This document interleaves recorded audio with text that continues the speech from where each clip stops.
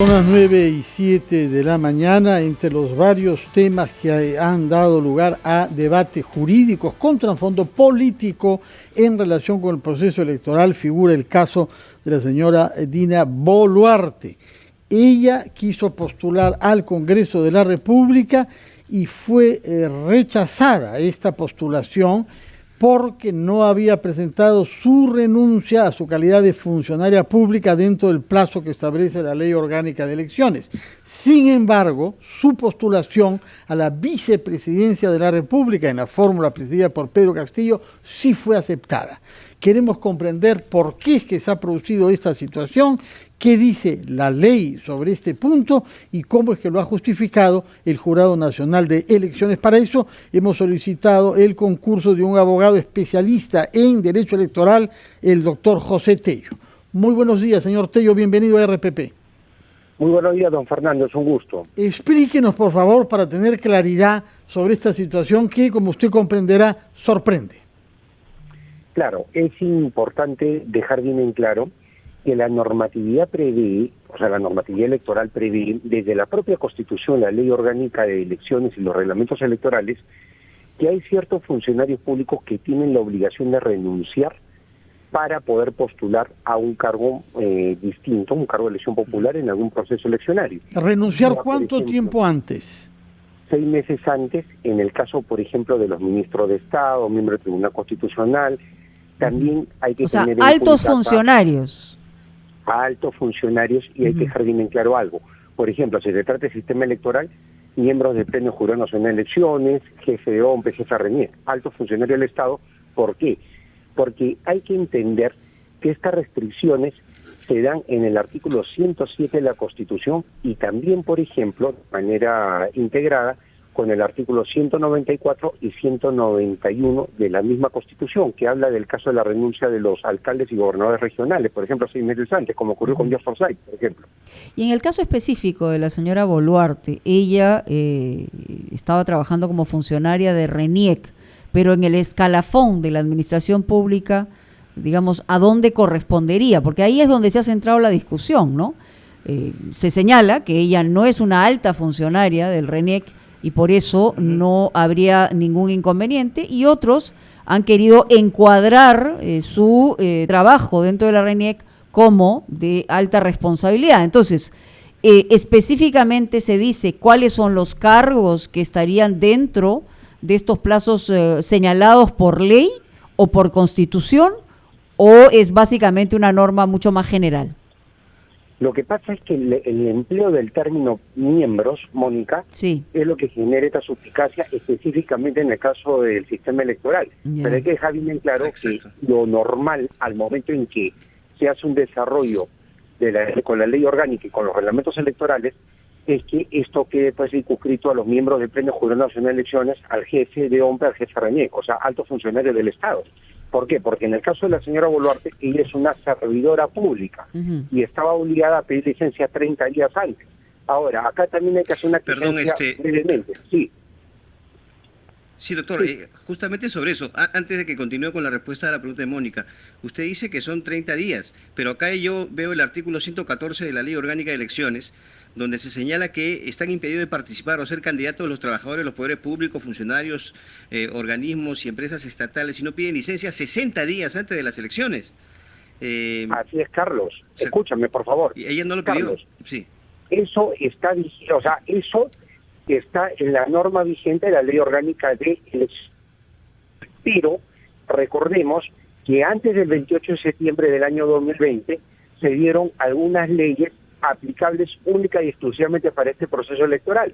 Una ley fue la 31038, que en una disposición final complementaria de carácter transitorio en la Ley Orgánica de Elecciones estableció que ese plazo de 60 días se reducía a 30 días, solo para esta elección del 2021. Repítanos eso, por favor. Nos habla de una norma transitoria. O sea, excepcional. Claro, la ley 31038, que colocó una serie de disposiciones transitorias tanto en la Ley Orgánica de Elecciones como en la Ley de Organizaciones Políticas. ¿Y con qué motivación y cuándo? Porque las leyes excepcionales o digamos o las normas excepcionales tienen una motivación expresa, porque esto puede también malinterpretarse. Correcto, es que justamente fueron las elecciones en pandemia. En el contexto de pandemia se hicieron un montón de cambios de carácter transitorio en la normatividad que se aplica para este proceso electoral. Por ejemplo, el hecho de tener elecciones internas supervisadas por la OMP, Juró y RENIEC. Eso se modificó con una disposición transitoria, o sea, se colocó como una disposición transitoria en la Ley de Organización de Políticas. O, por ejemplo, el horario extendido. Ese horario extendido de 7 de la mañana a 7 de la noche también es con esta norma, pero en la Ley Orgánica de Elecciones, como una disposición transitoria aplicable única y exclusivamente para este proceso de elecciones generales de 2021. Lo que no he comprendido, doctor Tello, es por qué es que se le impidió postular como congresista, pero no como vicepresidenta, siendo la vicepresidencia un cargo de más rango que el de congresista. Lo que pasa es que son criterios disímiles que hay entre los jurados electorales especiales. Recordemos que el único que uniformiza este tipo de situaciones es el Jurado Nacional de Elecciones, pero hemos tenido jurados electorales especiales encargados de inscribir, por ejemplo, las candidaturas a Congreso, las listas congresales, en 27 jurisdicciones, Sí. que son los 27 distritos electorales. Entonces, Lima Centro 2 tuvo un criterio distinto al de Lima Centro 1, que inscribió la fórmula presidencial de Pedro Castillo, de Keiko Fujimori y de todos los que participaron en las elecciones presidenciales en primera vuelta. Pero si es el Jurado Nacional el que tiene que homogenizar y decidir en última instancia, ¿por qué no tomó la misma decisión en ambos casos? Candidatura a congresista y candidatura a vicepresidenta. Por algunos aspectos procesales, o sea, los casos en esta situación en particular son distintos, pero evidentemente también es la dinámica procesal, o sea, el accionar de la personería, por ejemplo, del Partido Perú Libre. O sea, por ejemplo, uno puede también ver el caso del PPC, que tuvo la inscripción de 2 candidatos a la fórmula presidencial de Alberto Bengolea, sus 2 candidatos a la vicepresidencia que también iban en la lista congresal. Sin embargo, o sea, se acepta, por ejemplo, en ese caso, su postulación a la vicepresidencia, y son los 2 únicos que quedaron de la lista de Lima, que fue declarada extemporánea. Entonces, por ejemplo, esos son los criterios que están dispersos y que en todo caso debería tomarse en cuenta para evitar este tipo de situaciones a futuro. Y ahí es donde está el problema, porque no se unifican los criterios y solamente es un comentario aparte, porque en el tema de la ley y la ley electoral debería ser tan clara y tan específica y, digamos, aplicarse exactamente en la misma medida para todos, ¿no? Porque si no se genera esta situación que es la que estamos viviendo. Pero eso es un comentario aparte, ¿no? Adelante, Carlos. Sí, doctor, para que quede claro, por favor, sobre todo a nuestra audiencia con relación a la ley 31038, estoy viendo justamente la 4ª disposición transitoria, efectivamente, se refiere al artículo que yo le leí, al artículo 114 de la Ley Orgánica de Elecciones, sobre el tema de la licencia. Pero esta ley, ¿no?, dictada en el marco de la etapa de emergencia, ¿tiene alguna influencia también, o varía el artículo 107, en donde se habla específicamente, hablo del artículo 107 de la Ley Orgánica de Elecciones, donde se habla específicamente de presidencia y vicepresidencia, se refiere también a miembros de determinados organismos integrantes del sistema electoral que no pueden postular si no dejaron el cargo 6 meses antes, 6 meses antes. En ese sentido, la ley 31038 establece alguna variante o especificación con relación a este artículo de la Ley Orgánica de Elecciones. Claro, lo que pasa es que el tratamiento de la señora Boluarte no es de un miembro justamente titular del sistema electoral, como son los miembros del Pleno Jurado Nacional de Elecciones o el jefe de OMP o jefe de RENIEC. Eso es lo que tiene acá que solamente claro. Dice miembros en la ley, miembros. Claro, y acá es una servidora dentro del sistema electoral, que es muy diferente. Es un trabajador que puede ser cada 728, dependiendo del régimen laboral que le corresponde a la entidad. Entonces, esta persona está en la obligación de pedir licencia hasta 30 días antes de manera excepcional para estas elecciones de 2021, porque normalmente debería pedirla por 60 días, pero como hay una norma especial, se pide por 30 días. Y es muy importante señalar algo, Carlos. Todo funcionario y servidor público está impedido de postular a un proceso electoral, porque eso es clarísimo en la norma, o sea, que uno revisa la Ley Orgánica de Elecciones, salvo que pida esta licencia. Por eso que la licencia, al momento de que se hace inscripción de una candidatura, es fundamental de tenerla ahí. O sea, es fundamental, ¿por qué? Porque permite viabilizar la postulación. Y en este caso hoy ha juntado esa licencia. Bueno, doctor Tello, muchas gracias por sus explicaciones. Tomamos nota de esta dificultad y si tiene tiempo y nos pueden acompañar durante la pausa, yo le rogaría que se quede porque hay algunos aspectos que no han quedado del todo claros, por favor. Estamos conversando con el abogado especialista en Derecho Electoral, José Tello, que nos ha tratado de explicar por qué ha sido posible que la señora Dina Boluarte haya sido aceptada como candidata a la vicepresidencia, pero no como candidata al Congreso de la República. Y yo quisiera saber si la manera como ha gestionado la señora Boluarte sus solicitudes a ambas postulaciones han sido todo lo rigurosas que teníamos derecho a esperar que sean. Claro, don Fernando, se ha solicitado una licencia sin goce de haber con 30 días de anticipación. Entonces es lo que establece la norma, con 30, y ha habido algunos casos en los cuales han habido apegos al 114 y han apegado con 60 días, pero bueno, es 30 días lo que manda la norma. O sea que no se le puede reprochar a ella nada. Se ha comportado respecto de esta doble postulación de la manera más rigurosa posible, ¿o ha habido alguna forma ahí de negligencia? Lo que pasa es que el tratamiento de un servidor público va en ese sentido. Si ella, por ejemplo, como lo he manifestado, fuese jefa de RENIEC, hubiese tenido que renunciar 6 meses antes. Claro que sí. Entonces, ella lo que era jefa de una oficina, ¿no? Claro, pero no tenía la condición, claro, de titular del pliego. No, para ser claros, ok. Sí, claro que sí. Ella era jefa de una oficina registral. Su cargo es muy diferente, es una funcionaria. Doctor Tello, quería hacer una pregunta como miembro del Instituto de Derecho Electoral. Hay quienes consideran de que en la postulación de la señora Boluarte hay cierto conflicto de interés. ¿Por qué? Porque ella es candidata, ¿no?, a vicepresidencia, no pudo serlo al Congreso, es candidata en el proceso electoral y a su vez trabaja en uno de los organismos que forman parte del sistema electoral. Y esto hay especialistas que lo han considerado como una especie de conflicto de interés. ¿Usted tiene el mismo análisis, tiene la misma visión al respecto?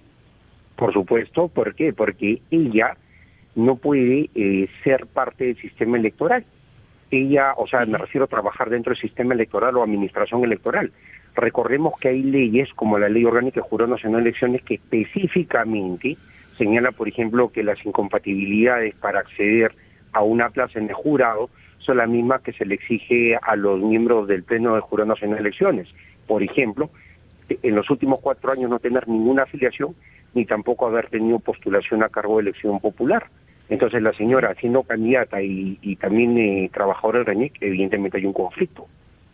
Y en el tema específico del Jurado Nacional de Elecciones, ya hablando del proceso mismo de apelaciones y nulidades, hoy escuchábamos a la doctora Lourdes Flores Nano que el jurado tenía que hacer un mayor esfuerzo en ver con la prolijidad que ella esperaba los temas de fondo, pero aparentemente ya el Jurado Nacional de Elecciones, en el caso de las apelaciones, parece haber terminado y entran ya a temas básicamente de forma.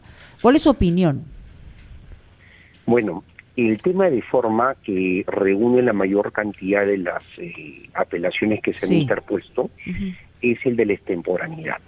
También existe el de extemporaneidad. Fuera de plazo. Claro, la extemporaneidad es los pedidos de nulidad presentados fuera de plazo. Correcto. Ahí, a mi entender, se define la elección. ¿Por qué? Porque si es que no pasan el filtro de la extemporaneidad, me refiero, no se considera como presentadas dentro del plazo aquellas impugnaciones que se dieron después de las 8 de la noche hasta las 23:59 del día 9 de junio pasado. Evidentemente, pues, ya la discusión ya sobre el tema de claro, literalmente, porque la votación no alcanzaría para que Keiko Fujimori revierta el resultado de la elección. Entonces, este tema, normalmente el jurado lo resuelve a través de un auto, en el cual, y este es un pronunciamiento del Jurado Nacional de Elecciones, en el cual no entra al fondo si no ratifica la improcedencia por extemporaneidad.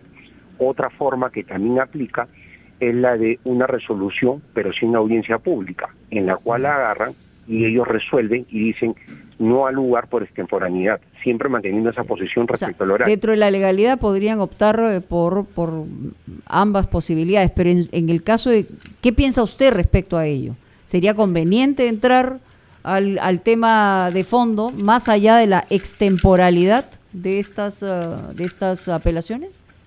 Podría hacerlo el jurado en aras justamente de escuchar a las partes, que se oralice y que, bueno, se cumpla con esta formalidad y que se debata como ellos han venido debatiendo, porque este es un tema, ellos han hecho, por ejemplo, público los debates en torno a cuestiones de fondo. Han discutido, se ha visto cómo han razonado, los abogados han sido bastante claros en el tema y también los miembros del Pleno. Entonces, con un tema que va a resolver el grueso de la carga impugnatoria, especialmente Fuerza Popular, evidentemente debería darse deberían de hacer esto público, creo, en aras de dejar tranquilos a las partes litigantes, porque de esa manera se podría decir pues que el jurado el tema lo discutió, y es una discusión pues en torno a esto del horario donde el jurado ya tiene un criterio preestablecido de que esto es hasta las 8 de la noche, la presentación de los recursos.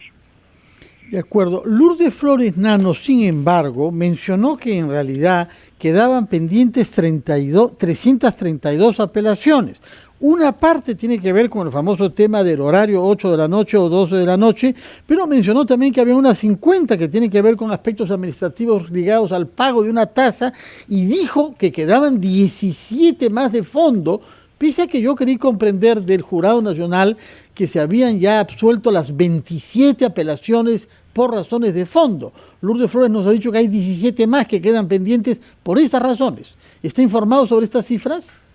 A ver, yo tengo una cifra que es de 257, de las cuales 27 sobre temas de fondo ya se habrían resuelto, hay 230 pendientes de apelación y de resolución, y 166 específicamente son sobre temas de extemporaneidad. Hay 40 que tienen una figura mixta entre extemporaneidad y además, extemporaneidad más pago de tasa, por ejemplo. Hay otras restantes que están referidas al tema de pago de tasa, todas son sobre pago temas de tasa es subsanable muy rápidamente, se paga y punto, ¿no? No creo que demore. Sí, pero lo que pasa, don Fernando, es que acá hay un detalle. La resolución 086 que se dio en el año 2018 establece que hay un rechazo liminar, un rechazo de plano, cuando no se adjunta la tasa.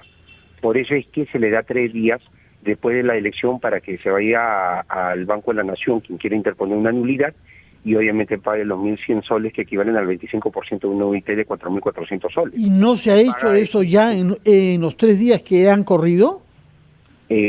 Justamente la improcedencia es porque no se habría juntado la tasa. Entonces ese es un tema que justamente también es parte del litigio. Bueno. Pero hay 166 que específicamente, única y exclusivamente hablan sobre temas de extemporaneidad. Se presentaron con tasa los pedidos de nulidad, pero fuera el horario de hasta las 8 de la noche del día 9 de junio. En el mejor de los escenarios, ¿cuánto tiempo puede tomar al Jurado Nacional de Elecciones terminar con todas estas apelaciones? Es decir, terminar quiero decir pronunciarse sobre ellas, ¿no? A ver, si es que el jurado considera que es procedente el tratar las impugnaciones presentadas fuera del horario, mejor dicho, asume que no son extemporáneas, sino que se presentaron dentro del plazo, esto llevaría por lo menos a un litigio de 10 a 15 días por delante. Y lo explico por qué. Por una cuestión muy concreta. En primer lugar, tendría que remitirse al jurado de primera instancia, al jurado electoral especial, para que resuelva sobre el tema del fondo. El jurado electoral especial tiene 3 días para hacerlo. Luego, los 3 días, emite una resolución. Esta resolución podría ser apelada en los 3 días siguientes o quedar consentida, es decir, que nadie apeló. Si se apela, hay 24 horas para que esto sea concedido, concedida la apelación y se remita al Jurado Nacional de Elecciones en el término de la distancia, y no todos los jurados electorales especiales están en Lima, están por todo el Perú. Entonces, si nosotros hacemos una sumatoria de plazo y esto llega para una resolución sobre el tema de fondo en el Jurado Nacional de Elecciones, vamos a ver pues que los 3 días que tiene el Jurado Nacional de Elecciones para también resolver este tipo de impugnaciones, mínimamente de 10 a 15 días, nos llevaría hasta la quincena del mes de julio. Bueno. Así es. Carlos, ¿tenías una pregunta? Sí, doctor Tello.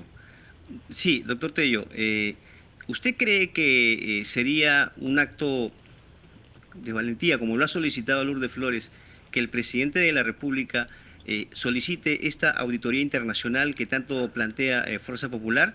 o lo ve como una figura inviable y que determinaría una violación a su vez al principio de neutralidad electoral?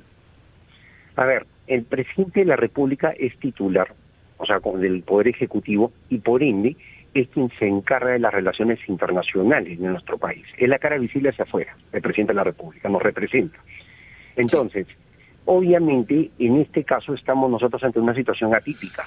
¿Por qué? Porque los organismos electorales, y específicamente el jurado y la OMP, son organismos constitucionalmente autónomos. Ellos llevan adelante la elección con un nivel de autonomía, y además ya se ha contado con la observación internacional.